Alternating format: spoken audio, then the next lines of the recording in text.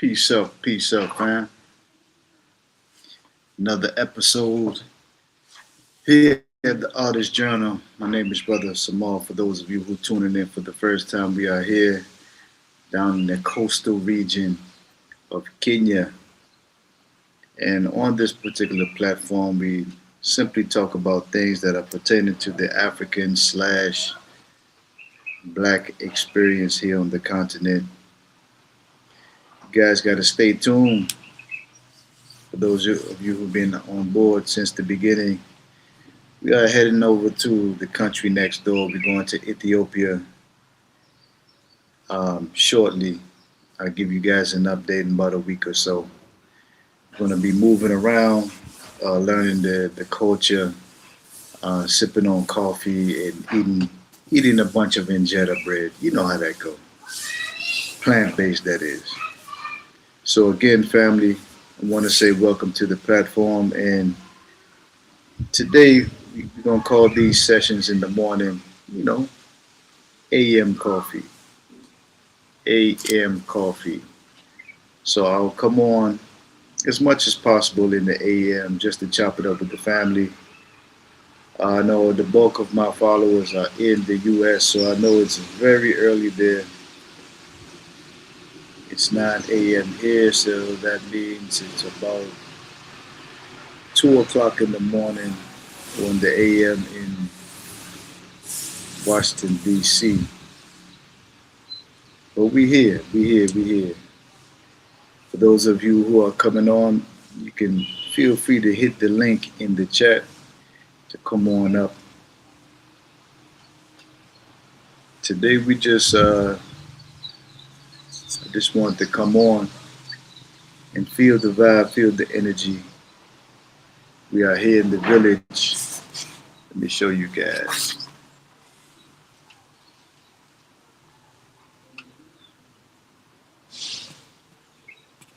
As you guys can see, we are in the village. This is where it all goes down.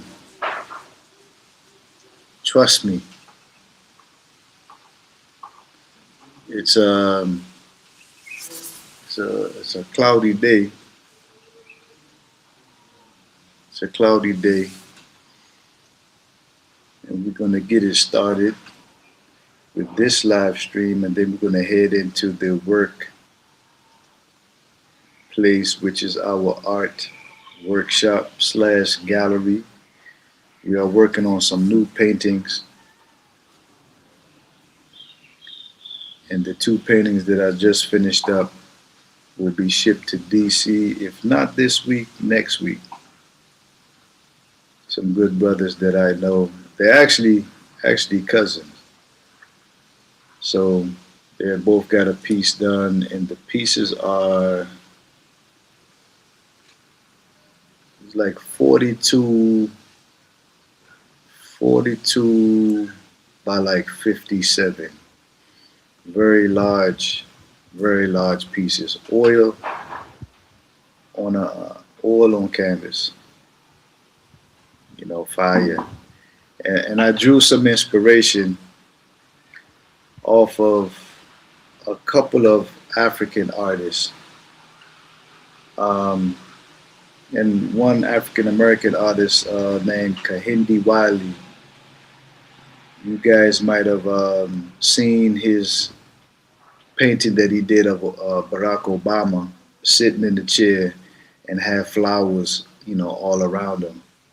And there's quite a few African artists that does the same kind of work. So I just wanted to try it out, and fire. For those of you who are just tuning in, I have a platform on Instagram called Art Shop Cafe.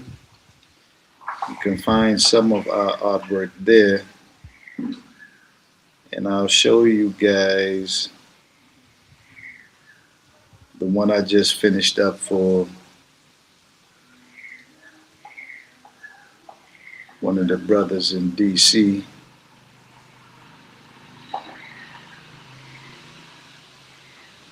As you can see, it has the flowers going through the shirt onto the canvas.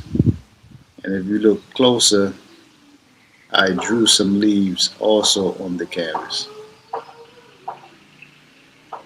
So this is the type of work that we do at the Art Shop Artisans, with J Cafe, Steve, and Kraina. Let me show you a piece that is being worked on as we speak. It's another piece. This is by Brother Steve. And this piece here is a very, very large piece. It's 40, 47 by 59. Don P, peace up, my good brother. No problem, no problem. We just doing a coffee AM session. I know I'm gonna see you later on around 4:30. Marcus Garvey. So it's all good, my brother.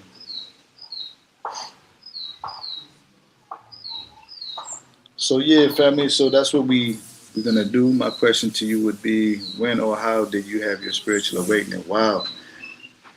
I would say, Don P, I had my spiritual awakening when I was introduced to the African Hebrew Israelite community of Jerusalem. They had a restaurant in DC, and I would go. They had a vegan restaurant in DC, and I would go there every day, and the brothers would just be there playing chess and talking about America, Africa, and Israel.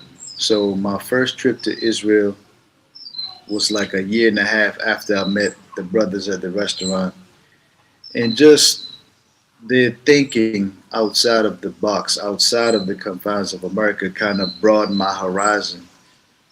Upon a year and a half meeting them, I went to Israel, and then after the Israel trip, I went to Ghana. And being in Africa,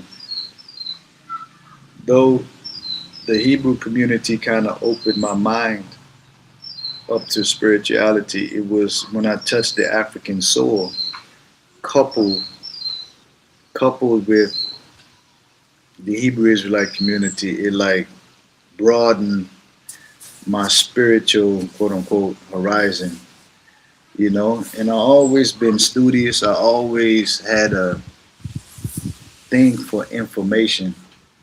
So I never looked back from then. I never looked back. And though I don't agree with everything dealing with the Hebrew perspective, I still respect.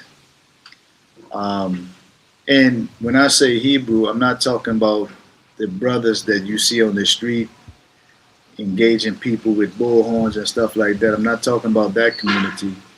It's a very, how can I put this? It's a very serious community in Israel, particularly a place called Dimona, Israel. And they've been in the land of Israel since 1969. In this particular community, actually everyone in the community, for the most part, that grew up in Israel, they speak Hebrew. So to be a Hebrew, you must speak the language, you must, live the culture. And I have nothing against these Abrahamic faiths. Just like my good brother Jabari always say, we have to Africanize these faiths.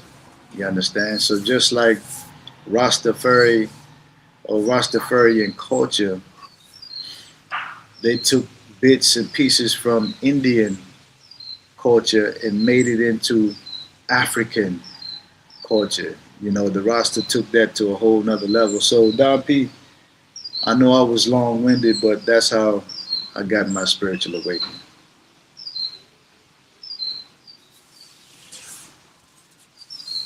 Yeah, I'm gonna shoot that question back at you, Don P. How did you get your spiritual awakening? And I know you can't stay here long, so the answer don't have to be long, Don P. Or we could table that for later on. It's up to you.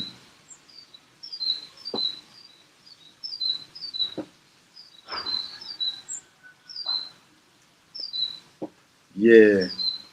So family, we are here in Kenya, the beautiful, where the land flows with milk and honey, where it said that four rivers went out to water the Garden of Eden, the blue and the white Nile, the Euphrates and the Tigris, all through these regions, family. Ethiopia, Tanzania, Kenya, Sudan.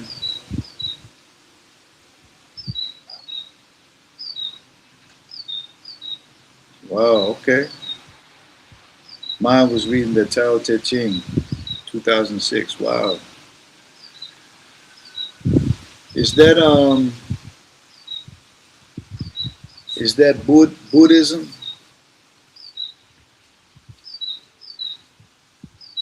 I read up on a lot of Thich Nhat Hanh's work, um, Deepak Chopra's work. So I always resonated with Indian culture as well. You know, the Ayurvedic medicinal systems that they use in preparing foods. Anything that's pertaining to life and living is what I'm on.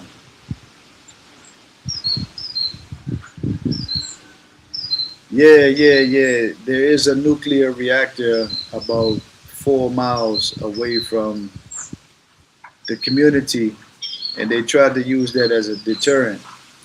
You know, because when the community, when they first went there, over 100 people, and now it morphed into about 6,000 people.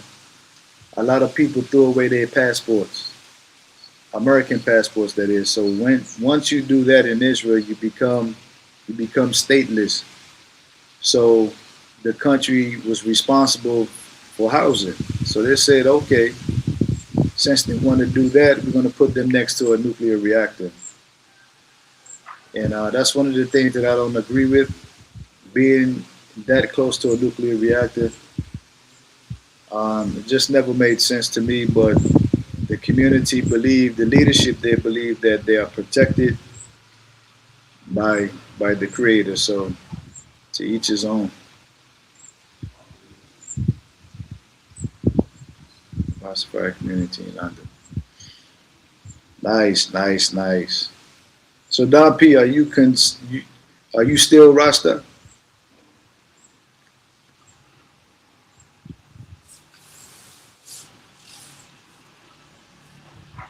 Yeah, and I would always Chinese philosophy, 5,000 years old. Wow.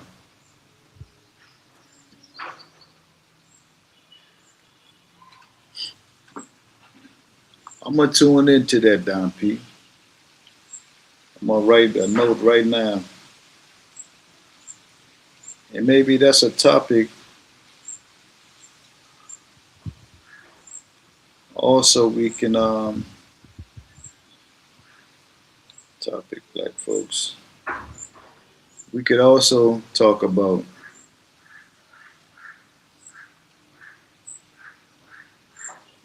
it moved off the screen.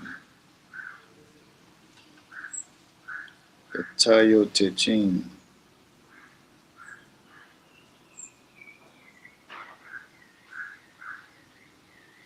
Chinese culture, 5,000.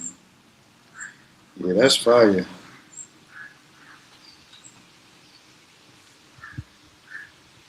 Man, there's a museum that one of the brothers in Israel put together.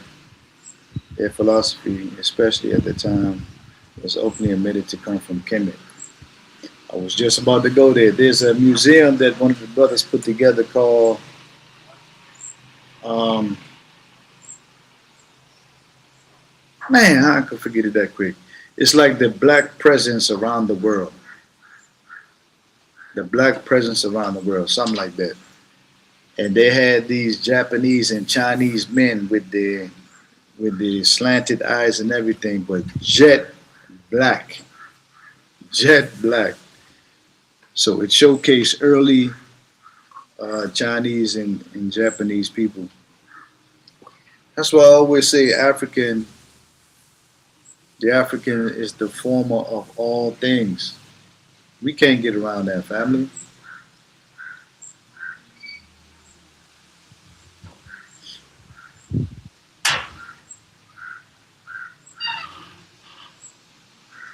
I'm an initiative of Kemetic Studies. I don't know if I asked you this before, Don P. I think I have. Do you follow Jabari Osaze and Mfudishi? These two brothers are in New York, but they are scholars dealing with ancient Kemet,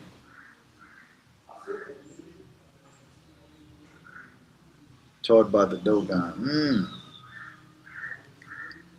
That's another body of people like Dogon, very serious people.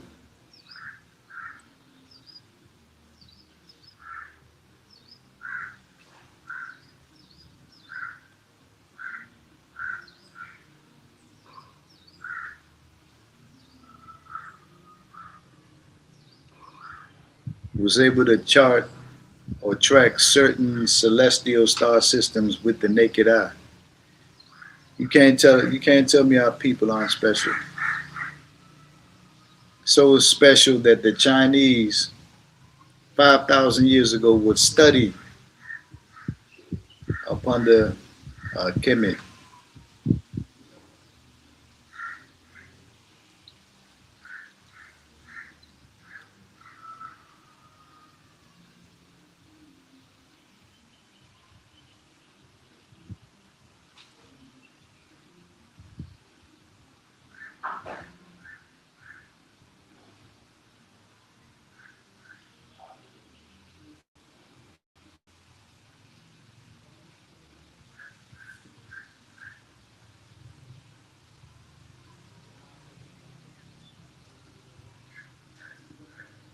Don P, I'm not trying to hold you, my good brother. I know you got to go.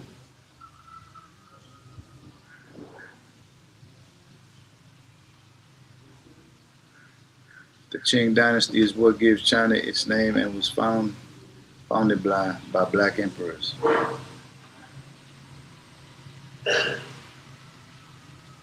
Yeah, the African is the former of all things.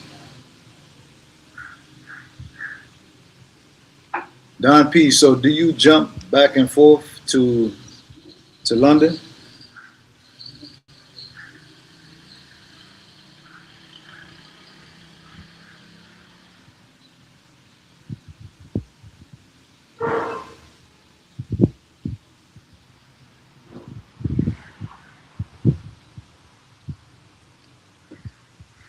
I know them and have read their work.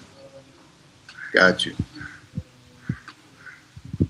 Yeah, and Fudishi is powerful. And not only do they talk, like especially Jabari Osaze, Anthony Browder, those gentlemen, they go to Kemet ongoing basis, several times a year. And not only do they go, they take people with them. You got to respect that.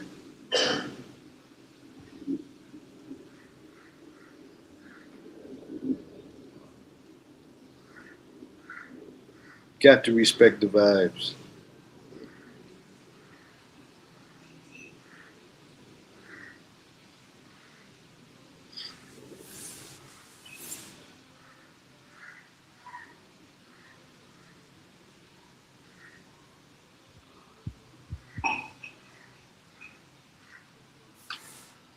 But the ancient Egyptian empires were first started by the Dogon. Whoa.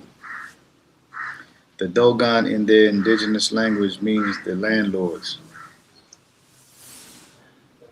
Nice.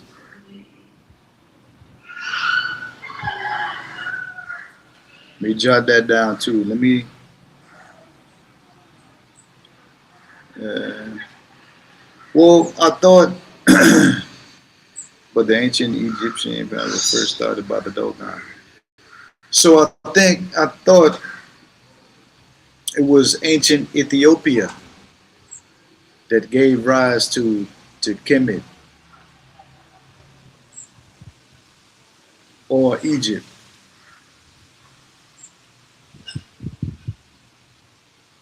because they were tasked with safeguarding the sacred knowledge of the pyramids and the culture when the colonizers came into Kemet. Ah, okay.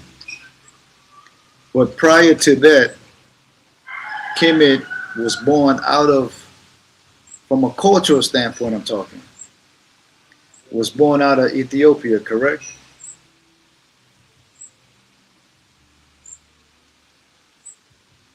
But it was the Dogon when the invasion started to happen. Those are the ones who preserved.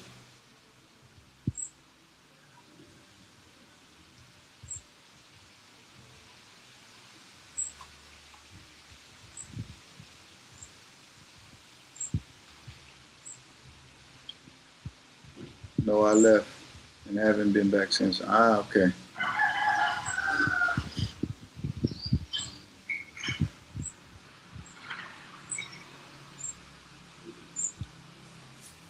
Hey man, that's the key. You know, in the Bible it said 10,000 Ethiopians will go down in the land of Babylon. So the key is to know. It's like being in the stock market. You got to know your entry point, and you got to know when to sell. You got to know when to get out. So that's how it is being in the land of the West. You got to know when to exit. If not, it's a hard thing, man. Babylon has a pull, a certain magnetic pull. And to be honest, it's definitely a force to be reckoned with. It's not easy. It is not easy. Oh, man. Professor James Small is fire. And all of the crazy FBA people that was trying to go after him, like, shame, man. Shame on him. That whole foundational, that's another conversation that we gotta have down here. This whole FBA thing is getting out of control.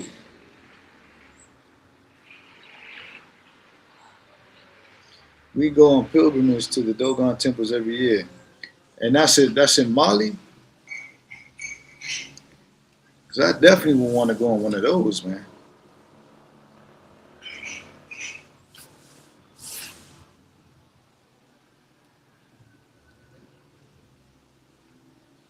A pilgrimage to the Dogon temple. That's fire.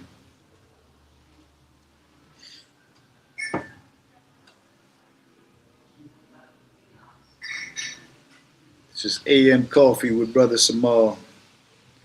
If you're just tuning in. Whoa. Don P, man, hit me up, man. I'm trying to do that. But I don't think Burkina Faso are letting, because I have an American passport, they're not letting American passport holders in right now. And I think Mali's on that list too. Wow. Let's see how things open up in the near future. Your man Trump is making things very difficult around the world. You see what's going on in Venezuela. Don P, feel free to hit me up, man. All my contact information is in the description.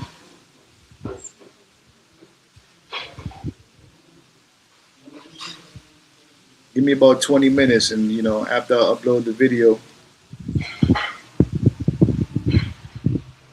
all my information will be there. Oh, okay. They're letting them in. Okay, cool. That's good to know.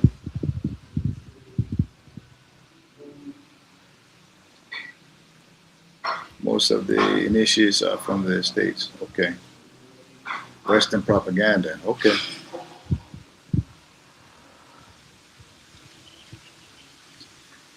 Yeah.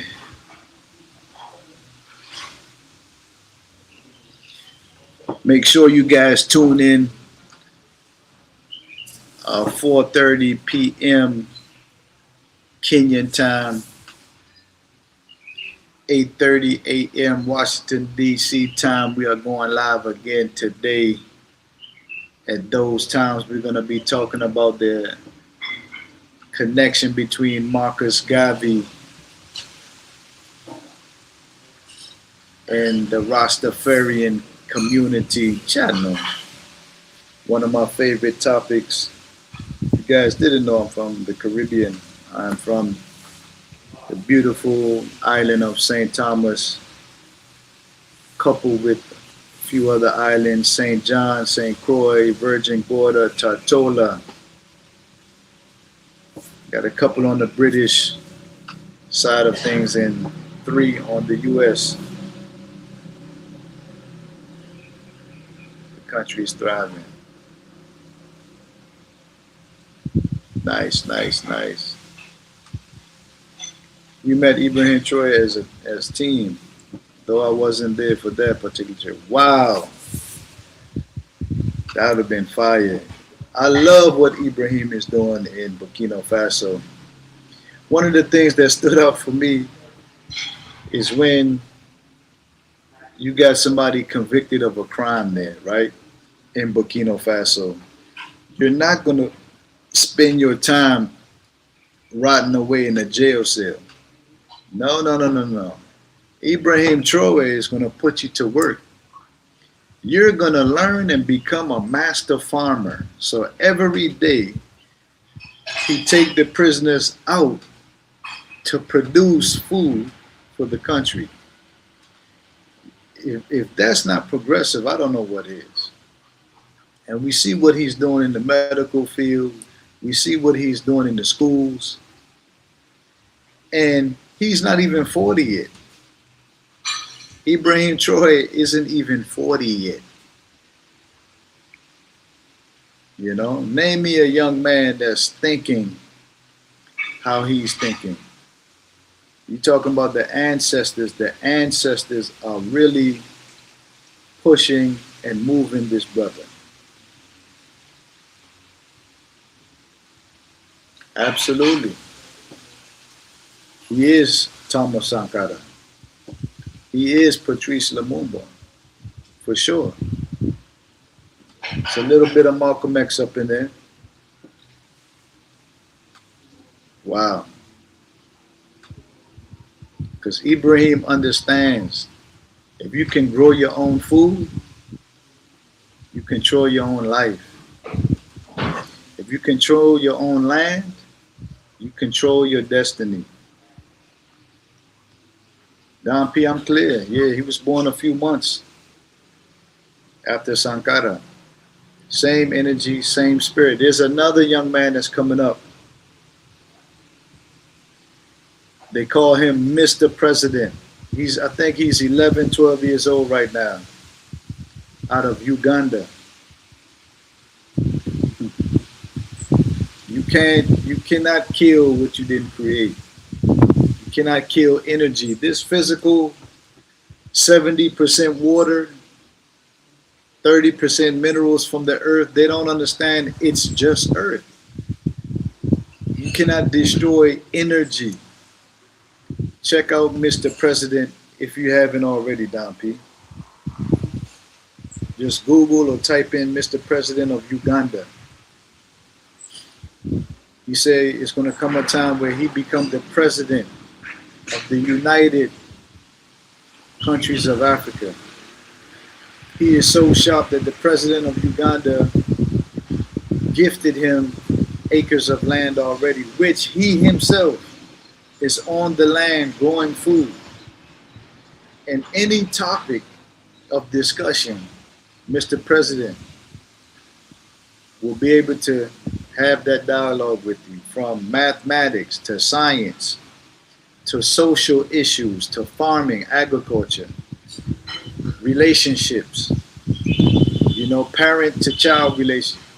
At 11, 12 years old, he can go there with you. The textile industry is thriving because he passed It dictates them that all school uniforms must be sourced and manufactured in Burkina Faso. Fire. I also heard that any vintage or secondhand clothes coming from UK or America, he banned that. That cannot come into the country.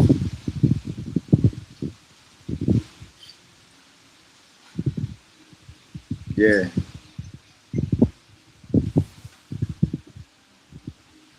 Big respect, big energy, always to the ancestors for guiding our every step, our every endeavor.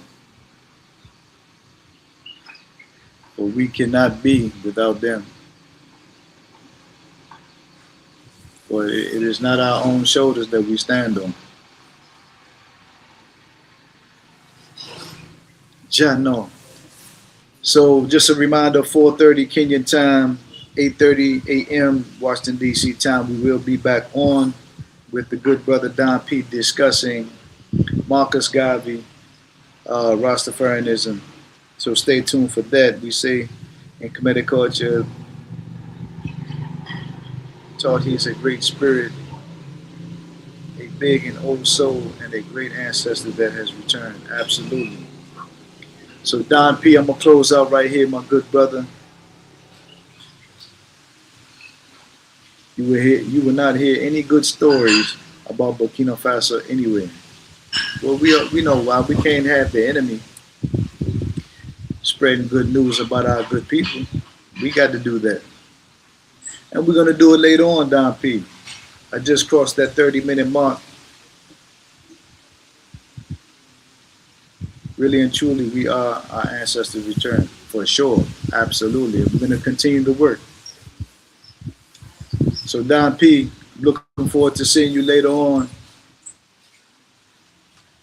But I'm going to tune out right here just to tune back in. For the family who are tuning in for the first time, welcome. For those of you who've been rocking with us for the last few months, appreciate you guys. Don't forget to like, share, and subscribe to the platform. Jano, I'm your brother here. Your brother Samal. I'm going to tune out right here, though, just to tune back in. Peace out, family. Appreciate you guys hanging in there with us. Peace and love also, Don P. Appreciate you guys hanging in there with us for AM coffee. Until next time, family. Peace out.